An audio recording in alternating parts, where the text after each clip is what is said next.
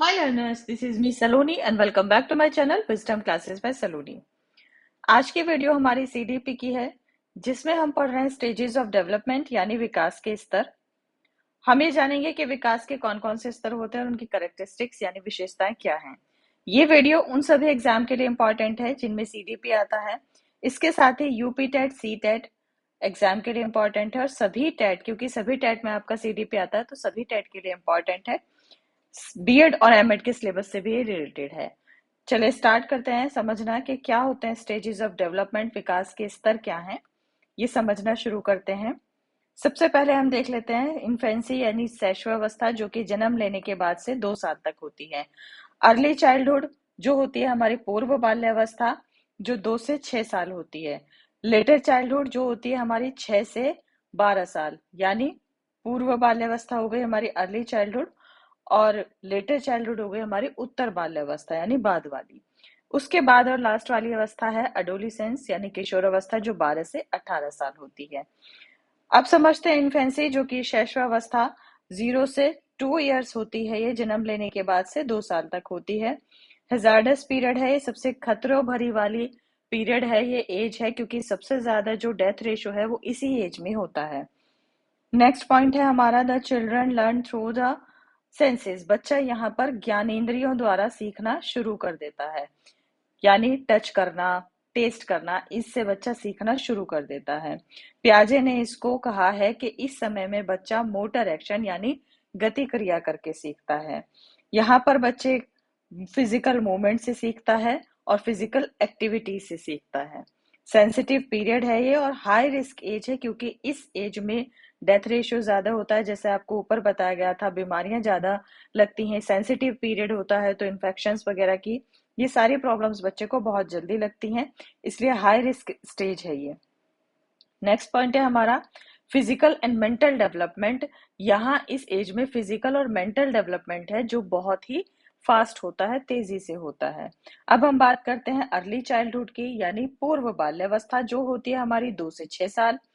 Eric Erikson ने इसको toy as और प्ले एज भी बोला है। यहाँ पर जो लैंग्वेज डेवलपमेंट है, यानी बच्चे का भाषा का विकास सबसे तेज होता है। सबसे जल्दी जो भाषा सीखता है बच्चा वो इसी एज में सीखता है। नकल करके सीखता है, इसलिए इसको इमिटेटिव एज कहते हैं, यानी दूसरे को कॉपी करके बच्चा सीखता है। सेंसिटिव पीरियड है, क्रिटिकल पीरियड है। इमोशनल फीलिंग्स यहाँ पर बच्चे में आ जाती हैं, जैसे कि डरना, दुखी होना, खुश रहना, ये चीजें बच्चा सीख जाता है इस एज में। यहाँ पर जो होता है फिजिकल डेवलपमेंट वो सबसे फास्टेस्ट होता है, यानी सबसे तेजी से होता है जन्म लेने के बाद।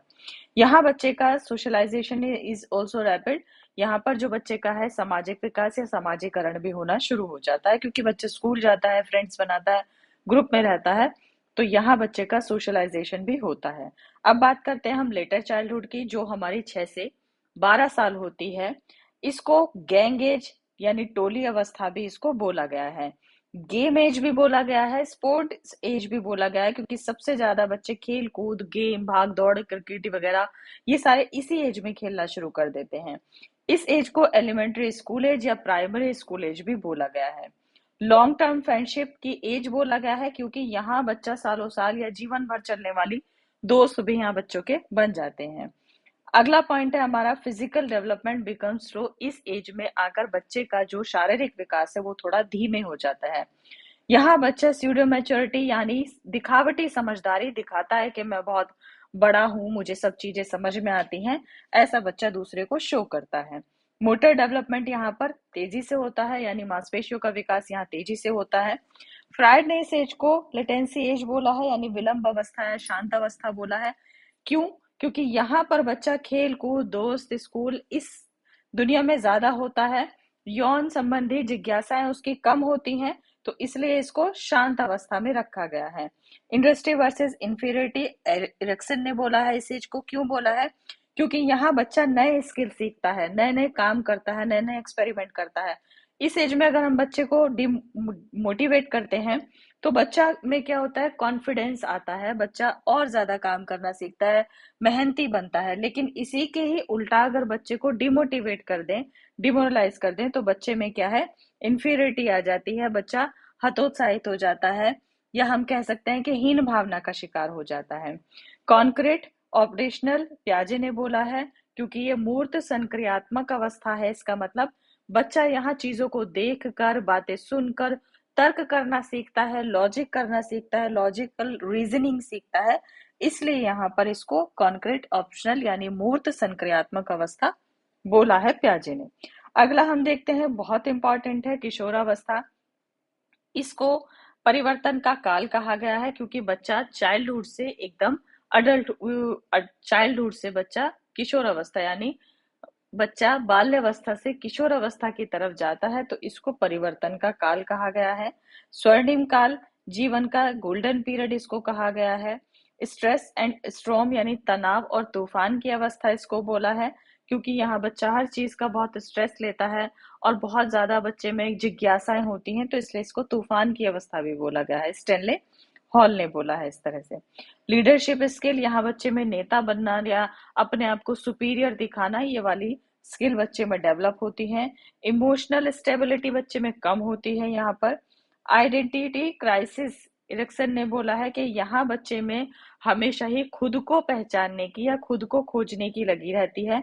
बच्चा सिर्फ इसी चीज में रहता है कि मैं कौन हूँ या दूसरे के जीवन में मेरी क्या वैल्यू है, इसलिए यहाँ पर उसमें आइडेंटिटी क्राइसिस पाए जाते हैं।